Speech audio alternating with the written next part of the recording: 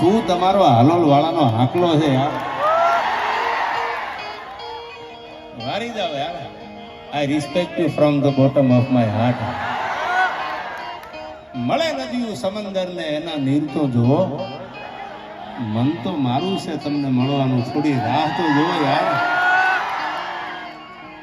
આયા બધોય સમાજ 18 વારણ એક સરદારનું ભાતું લઈ, એ આપણે હિન્દુ છે એવા દાખલા આપજો. હવે બધા જ્ઞાતિના વાળા રડે ત્યાં સુધી ન પાડતા, બધા ત્યારે ભેળા મળી અને માના દરબારમાં ભગવતી મોગલના ખોળામાં અવતાર ધરંતમ તું ભગવંતમ પ્રલય કરંતમ ભોખંતમ આવી ભગવતી એક ક્ષણમાં થાપન ઉથાપન કરી શકે. આવી માં જો કોઈ હોય તો હું તમને આઈથી એમ કહું કે મારી મોગલ છે ભલામણા, એને ભણાવેલું કોઈ દી પાછું ન પડે. આવી ભગવતી આલોલના પાદરમાં માં બિરાજે છે અને માના ઉપાસક એટલે મનુભા ચારણને એકવાર જોરદાર તાળીઓથી વધાવી લ્યો. મને ડાયરા માટે મળવા આવ્યા ને પહેલા વહેલા મેં જોયા એમને, એટલે આમ ભોળો માણા લાગ્યા. જોયામાં કોઈ બીએમ ને ઓડિલિમ નહોતા આવ્યા, પણ આ મોગલનો પરચો છે કે બેહવાની જગ્યા નથી, આ ભગવતી ભેગી છે યાર. અને આજ પણ જ્યાં જ્યાં ભગવતીના જૂના છડા છે ત્યાં માં બિરાજે છે. એમ આ હાલોલ વાસીઓનો બધા જ્ઞાતિનો, આમાં કોઈ મારે પર્ટિક્યુલર નામ લેવાની જરૂર નથી, બધા જ્યારે સરદારનું ભાતું લઈ અને આમાં ઝૂંપડામાં રહેતો હોય ને ભાવ લઈને આવ્યો હોય તોય મારા આંખની બરાબર છે, અને કોઈ રૂપિયા વાળો હોય તોય મારી આંખને બરાબર છે.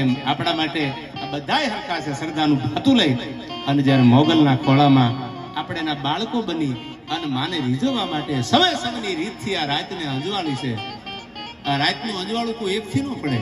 હવે હવના રીતથી આ રાતને અંજવાળી કોઈએ દીવડા પ્રગટાવ્યા તો કોઈએ પોતાની જાતને બાળી છે. આમાં બધાય ભેળા થઈ અને જ્યારે એક સરસ મજાના માહોલમાં આપણે મળ્યા છીએ ત્યારે આ બધા જગ્યા મળે તો બેસજો. હું સમજુ છું જગ્યા છે જ નહીં, આમાં બેહવું ક્યાં?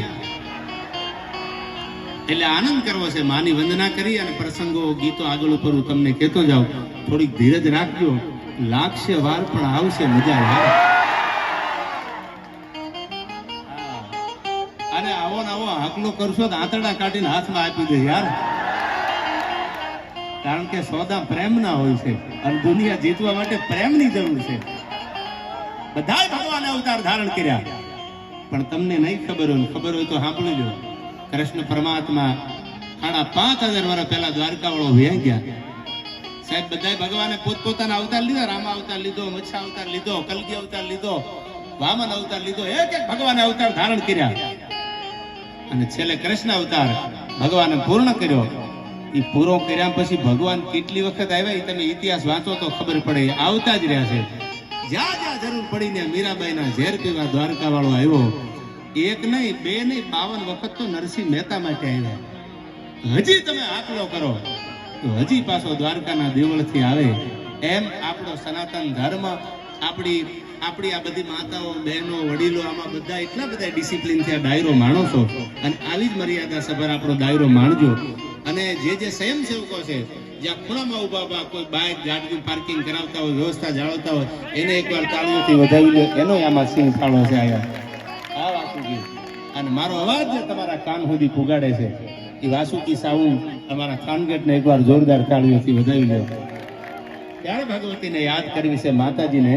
હે ભગવતી, હે ભેળિયાવાળી, હે રાજરાજેશ્વરી. શું કીધું છે આમાં?